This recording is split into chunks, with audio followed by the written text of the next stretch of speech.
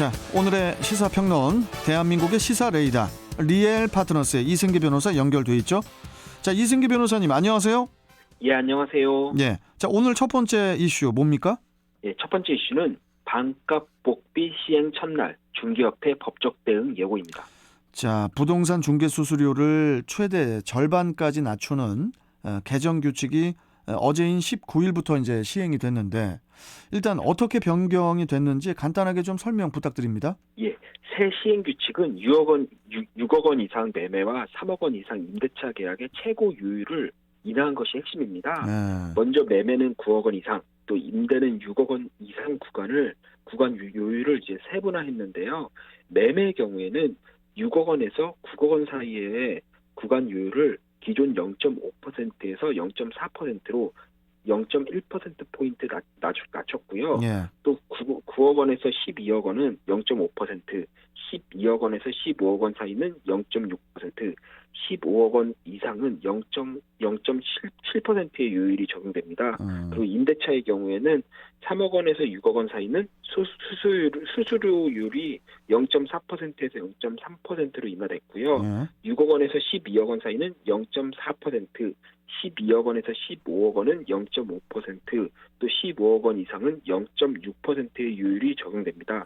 이렇게 되면 이 9억 원짜리 주택을 매매하면은 중개 수수료 상한이 기존 810만 원에서 450만 원으로 절반 정도 낮아지고요. 그리고 6억 원 부동산 전세 거래 수수료는 또 480만 원에서 240만 원으로 또 낮아집니다. 그리고 이 같은 요율은 이 공인중개사가 받을 수 있는 최대한이지 이 고정적인 게 아닙니다. 예.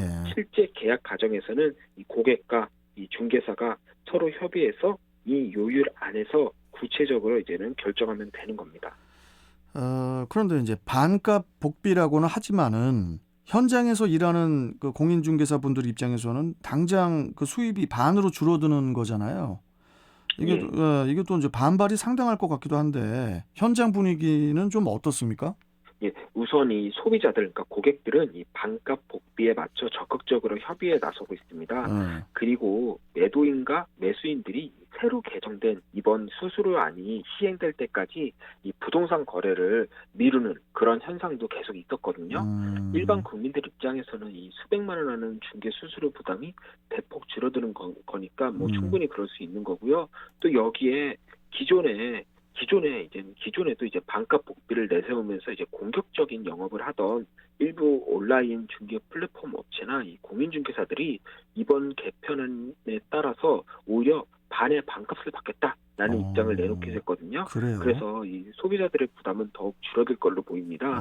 그에 반해서 또 부동산 중개 업계에서는 그렇지 않아도 부동산 경제가 좋지 않고 또 대출 규제도 심해진 까닭에 이 거래 절벽이라고 부를 정도로 지금 부동산 거래량이 크게 줄어들었는데 여기에 또 수수료까지 낮추냐 그럼 결과적으로 생계를 위한 수익이 대폭 낮아진다라고 해서 불만이 상당할 수밖에 없는데요. 일단 대한공인중개사협회에서는 이달 중 이 법원에 이번 개정 규칙을 무력화하는 이 집행금지 가처분을 신청을 하고요. 이후 헌법소원 등에 나서겠다라는 입장을 밝혔습니다. 그런데 제가 볼 때는 현실적으로 법원이나 헌법재판소가 이를 받아들일 가능성은 좀 높지 않다 이렇게 봅니다. 자, 그런데요. 하나 궁금한 게 미국이나 일본 같은 경우에는 우리나라보다 훨씬 높은 그 부동산 수수료를 내는 걸로 알고 있거든요. 근데 이게 맞나요? 정말 그렇습니까?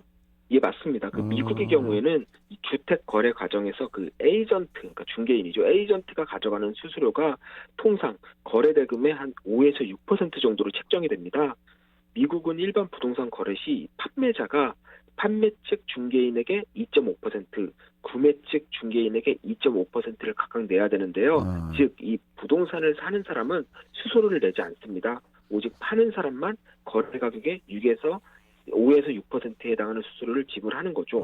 만약 10억 원짜리 집을 매도한다면 그 매도인이 한 5천만 원에서 6천만 원 정도의 수수료를 내며 이를 파는 쪽과 사는 쪽 중개사가 반씩 나눠 갖는 겁니다. 그리고 일본의 경우에는 이 개인은 이 공인중개사 사무소 설립이 불가능합니다. 오직 법인만 중개 업무를 할 수 있는데요. 그리고 거래 대금의 약 3에서 5%의 중개 수수료를 지불합니다. 다만 그 매도인과 매수인이 서로 협의해서 이 그 수수료를 이제 분담하는 구조이고요. 현행 수수료 그 최고 상한료율이 0.7% 정도인 우리나라와 비교를 했을 때 미국이나 일본은 거의 뭐 5배에서 7배 더 높게 수수료가 형성이 돼 있는 건데 이렇게 그 수수료 상한이 낮음에도 불구하고 우리나라가 그럼에도 여전히 이 부동산 거래 수수료가 높다는 소비자들의 불만이 있거든요. 이게 이유가 뭘까요? 예, 그 일반 국민들의 이 그 불만을 요약하면 중개사가 하는 역할과 비교해 수수료가 지나치게 높고 또 거래 사고 시 이 책임 소재가 불분명하다 그리고 전문성도 결여돼 있다 이렇게 볼 수 있는데요. 우선 미국이나 일본의 경우에는 이 수수료가 높게 책정된 만큼 이 기업형 부동산 주도로 해서 그 전속 계약으로 이제 부동산 계약을 보통 하고 있습니다. 그리고 예. 매물 하자에서 세금 뭐 법률 문제까지 이 전반적인 중개 절차를 아예 처리하는 이 수준 높은 서비스를 제공하고 있는데요. 뭐 부동산 중개 시 발생하는 이 법률 분쟁을 사전에 예방하고 분쟁이 발생하면 아예 적극적으로 개입해서 처리를 해주기도 합니다. 예. 아예 중개법인 안에 뭐 변호사나 세무사 같은 전문 인력이 있어서 체계적으로 대응도 해주고요. 그에 반해 우리나라 중개 시장의 경우에는 뭐 부동산을 보여주고 계약을 하면 이제 거기서 이제는 중개사의 역할이 끝나는 게 대부분인데요.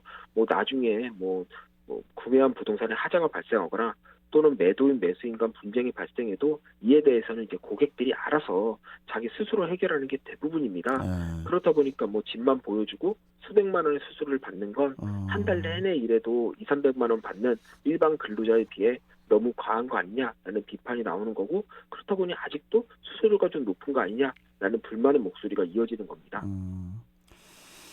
알겠습니다. 자, 두 번째 이슈 전해주시죠. 예, 다음 이슈는 여수 실습생 사망 사고 업주 구속영장 청구입니다. 자, 전남 여수의 그 한 요트 업체에서 그 현장 실습 중에 숨진 그 특성화고 고등학생 홍군의 그 안타까운 소식 다들 알고 계실 텐데요. 근데 이제 원래 이 요트 조종과 같은 실습을 받기로 되어 있었는데 실제로는 그 요트 조종이 아니고 전혀 관련 없는 작업을 시켰다고 해요. 예, 홍군이 이 사망 당시 하던 작업은 이 배 밑바닥에 붙어있던 이 따개비를 제거하는 작업이었습니다. 네. 사실상 실습이 아니라 일반 직원들이 해야 할 업무를 대신한 걸로 보이고요. 그리고 사고 당일 이 대표가 홍군에게 이 다른 곳에서 빌려온 잠수 장비를 건네줬는데 이게 홍군의 몸에 맞지 않았고 그리고 사용법조차도 알려주지 않았다는 겁니다. 또 옆에서 2인 1조로 이를 감독하는 사람도 없었다고 하고요. 그리고 이제 홍군이 잠수 자격이나 뭐 면허도 없었다고 하는데 대표라는 사람이 도대체 무슨 생각으로 이런 위험한 일을 시켰는지 모르겠어요. 예, 더 황당한 거는 이 고용노동부 조사 결과를 보면 심지어 이 대표 본인도 잠수 작업에 대한 지식이 없었다고 합니다. 보통 잠수를 할 때는 뭐 공기통, 수중시계, 압력계 뭐 이런 여러 장비를 구비해야 되는데 이걸 다 빼먹은 겁니다. 뭐 잠수 지식이 없으니까 뭐가 필요한 건지도 모르는 거고요. 네. 그리고 우리가 뭐 수영장에서 잠수하는 것도 아니고 이 바다에서 잠수하는 거니까 정말 준비할 게 많은데 이걸 다 빼먹은 거죠. 그리고 특히 여수 해경이 중간 수사 결과를 발표했는데요. 이 해경에 따르면 이 숨진 홍군이 선착장의 계류주인 선박에 이 따개비 제거 작업을 하던 중에 이 잠수 장비가 몸에 맞지 않으니까 헐거워서 이걸 다시 결착 그러니까 꽉 끼게 다시 장착하기 위해 이 공기통과 오리발을 좀 풀었는데 그 과정에서 이제 허리에 찬 납벨트의 무게를 이기지 못하고 물속으로 가라앉아 사망한 것으로 지금까지는 이제는 파악을 하고 있습니다.